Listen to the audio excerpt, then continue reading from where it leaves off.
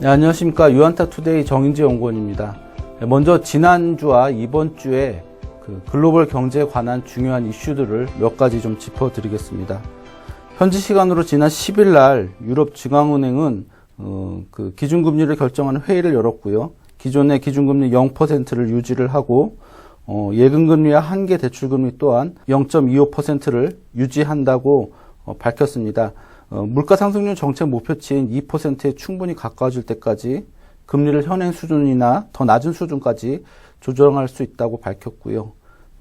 그런데 시장에서 생각한 것보다는 좀 강한 대책이 나오지 않았기 때문에 시장의 반응은 약간은 좀 실망스러운 모습이었고요.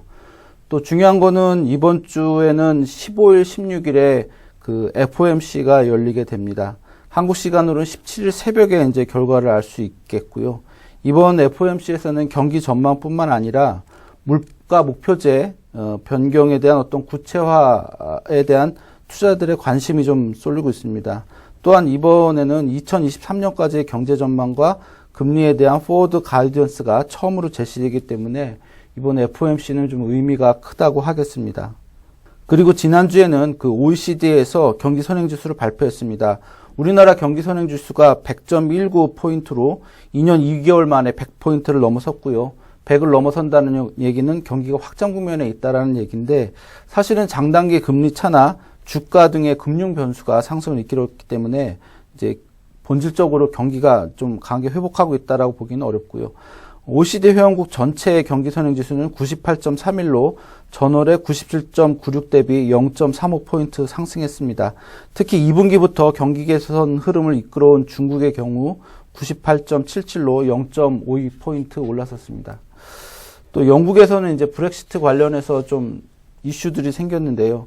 영국에서 국내 시장법 공개로 노딜 브렉시트 가능성이 부각되었습니다.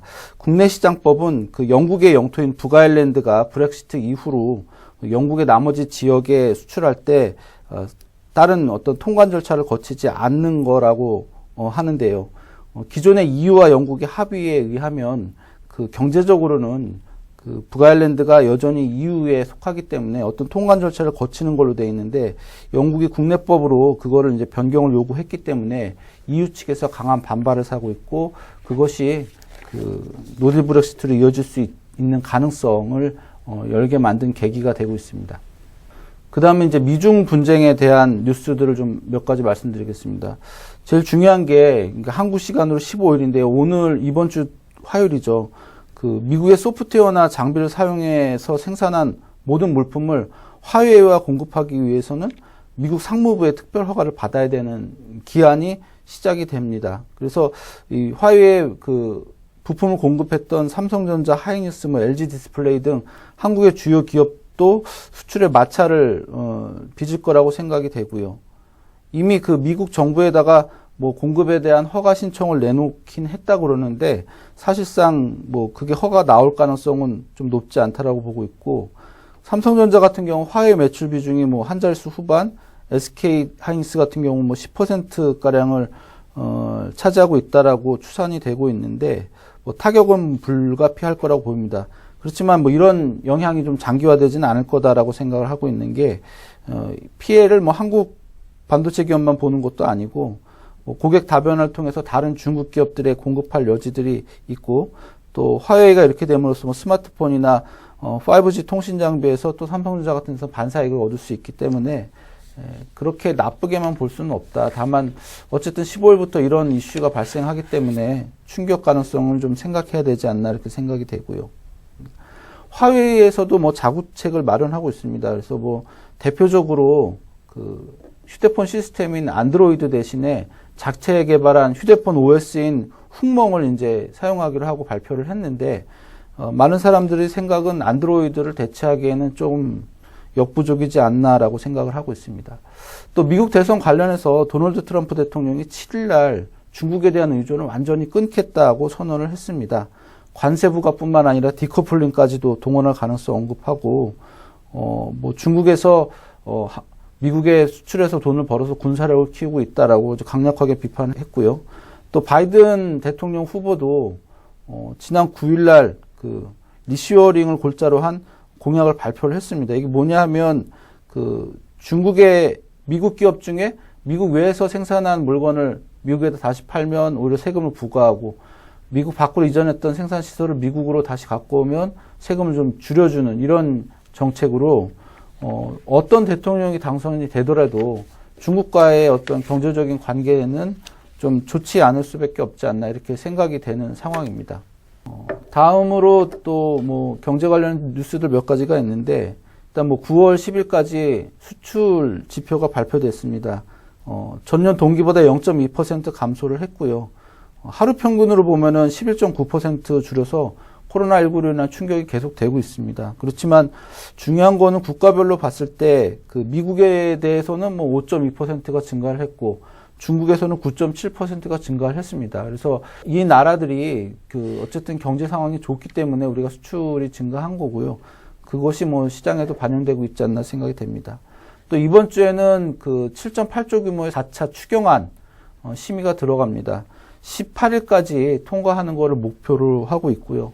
뭐 통신비 지급 등의 여러 가지 논란이 있긴 하지만 일단은 뭐 추경이 통과가 되면 심리적으로는 긍정적인 영향 또 유동성 공급이라는 차원에서도 긍정적일 거라고 보고 있고요. 한국은행에서는 11일 날 7월 중에 통화 및 유동성에 관한 지표를 발표했는데 우리가 이제 뭐 M2라고 하는 광의 유동성 지표가 있는데 여기에서 우리나라 M2가 3,094조 3천억 원으로 전월 대비 0.6% 증가했고요. 전년 동기 대비로는 10.1%가 증가를 했습니다. 정부에서 뭐 부양책으로 돈을 좀 풀었고 또 빚을 많이 내면서 투자를 하는 뭐 이런 현상들이 발생했기 때문에 유동성이 크게 증가한 거고 뭐 이런 배경으로 한국 증시의 유동성도 좀 강하지 않나 생각이 되고요. 11일에는 베이징시에서 2020년에서 25년까지 수소연료 전기차 산업계획을 발표했습니다. 베이징시가 2025년까지 수소차를 1만 대를 로 늘리겠다고 이제 발표를 했는데 현재 중국 전체 수소차가 7,200대고요. 대부분 상용차입니다. 그래서 뭐 수소 생태계 구축에 도움이 될 것으로 보입니다. 다음 경제 지표들 몇 가지 말씀드리겠습니다. 지난주에 이제 발표가 됐었는데요. 미국의 생산자 물가와 소비자 물가입니다. 생산자 물가 지수는 0.3% 전년 동기 대비로 증가를 했고요. 소비자 물가 지수는 0.4% 증가를 했습니다. 모두 예상치를 상회하는 숫자고요.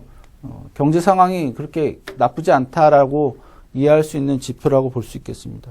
이번 주에는 15일 날이죠. 화요일 날 중국의 산업 생산이랑 소매 판매, 고정자산 투자 이런 지표들이 발표가 되는데 지난 7월에는 이제 4.8%로 산업 생산이 전년 동기 대비 증가했고 소매 판매는 마이너스 1.1%입니다. 예상치로는 산업 생산은 5%를 넘을 거라고 보고 있고 소매 판매는 0% 정도까지 증가할 거라고 보고 있는데요.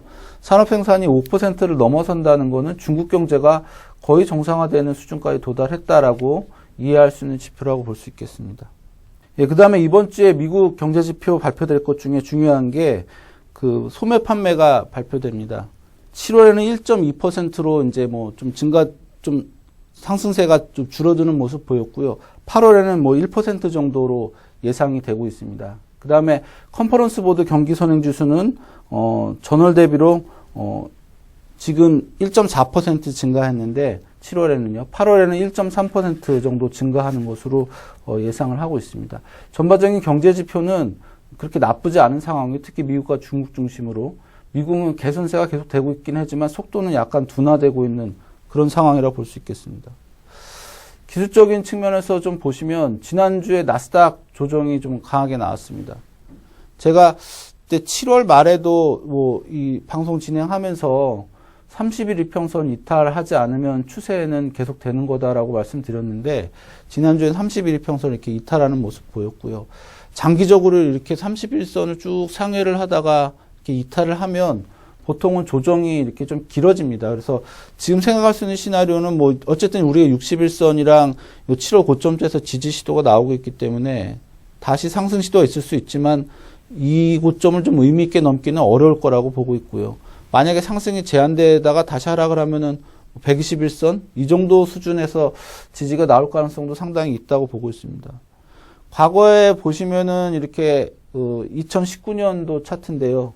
31선을 꾸준히 이렇게 상회하다 이탈하는 모습 보이면 보통 61선에서 이렇게 지지 시도는 나오지만 대략 121선에서 좀 의미 있게 저점을 만들고 이러다가 이제 추세가 이어지는 이런 모습을 많이 보였거든요. 그래서 일단은 나스닥 지수는 당분간 조금 변동성 장세가 진행될 거다라고 보실 수 있겠고요. 코스피 같은 경우는 뭐 상대적으로 참 견조합니다. 여기는 추세선이랑 31선을 좀 꾸준히 상회를 하고 있기 때문에 또 61선도 이렇게 올라가고 있고, 그래서 이번 주에는 만약에 미국이 61선 정도에서 좀 의미 있게 지지를 해주면 다시 전고점 돌파 시도가 좀 나올 수 있을 것 같고요. 만약에 61선을 좀 미국 나스닥 지수가 이탈하는 모습 보이면 얘도 강할 수는 없겠지만 그래도 뭐 요 8월 말 저점이나 아니면 이 정도 수준에서는 좀 지지를 받고 다시 상승 시도가 나올 가능성이 높다, 이렇게 보고 있습니다. 그래서 이번 주에는 어쨌든 나스닥 지수가 61선에서 좀 지지돼 주느냐 여부가 중요하고요.